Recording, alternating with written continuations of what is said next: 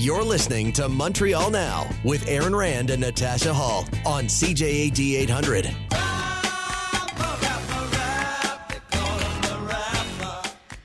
They call him the rapper. That is Jim Mennie over at the Montreal Gazette. And Jim, this new Léger poll out today saying CAQ holding steady, actually recovering a bit at 37% approval. PQ 23, Quebec Solidaire 16, the Liberals 13. I'm plowing through here. Conservatives 9%. So you're saying this suggests that the Liberals may become a trivia question by Labor Day. You think they might even hang in that long? First of all, the 13% is a drop of 1 point.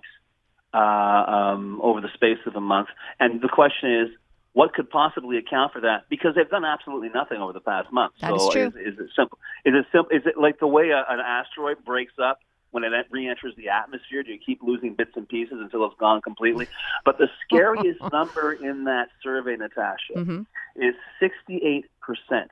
68% is the proportion of respondents who, when asked who would be the best person to be the next leader of the Liberal Party of Quebec. And they mentioned, a lot of names out there, a lot of people in the party, Marc Tanguay, the interim leader, André Fortin, Mauro Rizki came in at 11%. 68% said, I have no idea, or I don't have an answer to the question. Tells you everything, right? I'm sorry? That tells you absolutely everything. Well, listen, I, to a certain extent, am going into a bit of panic mode simply as a Quebecer because what used to be, up until a few months ago, a fundamental piece of Quebec's, political mosaic is essentially crumbling before our eyes. This is not an exaggeration. When you're hitting numbers like, 13%, and we, for a while there, because remember they were welded in third place at 14%, and now they've dropped a point. We have remarked on the show repeatedly how this party is either a day late or a dollar short on most of the issues, or simply doesn't have an opinion on many issues. It's almost as if it's going to sort of how can I put it? It'll just disappear by default. It's people aren't getting angry. People aren't supporting. That's the worst thing in politics is when people are indifferent to your very existence, and that's what seems to be happening here. And I'm intrigued by what the result is going to be about that.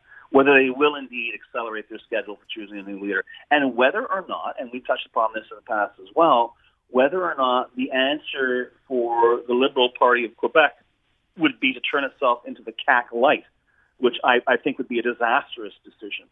What they need is a man or a woman who's going to go in there. Ideally, here's the irony, I think the best leader of the Liberal Party will be someone who up until now has absolutely no connection whatsoever with the Liberal Party. Interesting. Someone who's going to be able to change the channel, change the conversation. I don't know if they should go so far as the BC Liberals, who actually changed the name of their party, but this is serious stuff now. And even though, because of the how can I put it, the distortion created by our electoral system gives these guys with their 19 seats the role of official opposition. They are, in fact, the Liberal Party of West Island Montreal. They are as much, the official opposition as I think, quite frankly, the PQ is, the next big thing. Yes, they are increasing in the polls, and as you mentioned, they broke 20%. They're up a point from a month earlier, but that's basically because Paul Saint-Pierre Plamondon is how can I put it?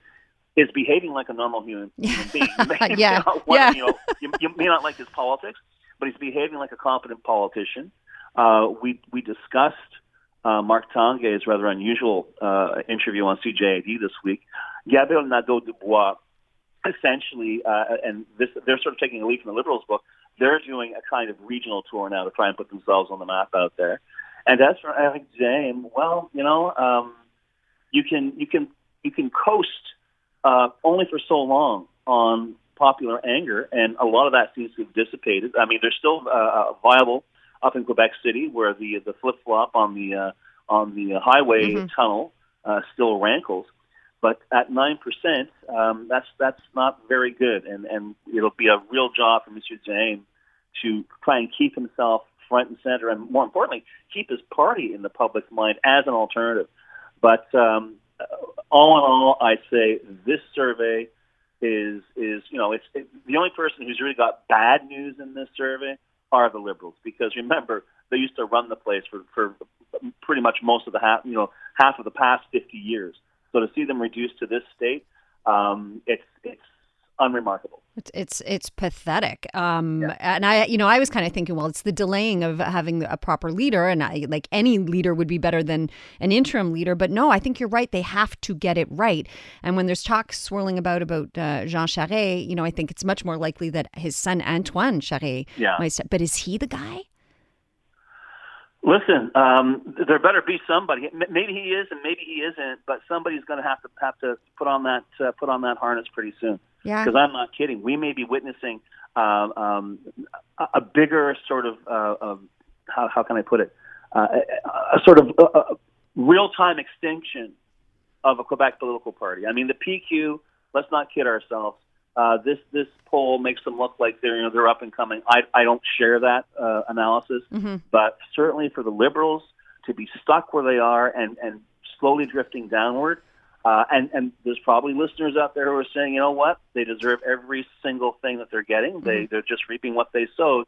But the fact of the matter is, and I'm not kidding, by Christmas they may still have the seats, but they will be completely irrelevant on Quebec's political scene. I'm also very curious. Like, I don't normally think federal elections have much, weight for provincial politics, but I think this federal by-election in DG Westmount will be a very interesting indicator as to whether people really reject the Liberal Party or not. I understand what you're saying. Certainly, what would be, because there's not that big a connection, and there never really was between the federal and the provincial Liberals, even though the opponents say there is.